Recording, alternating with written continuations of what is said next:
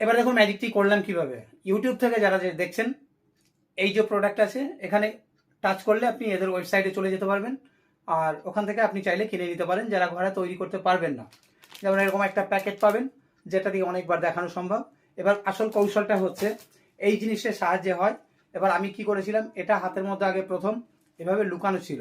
এবার পেপারটাকে নিয়ে এরকম ছিললাম, যে কোনো পেপার দিয়েই করা যেতে পারে।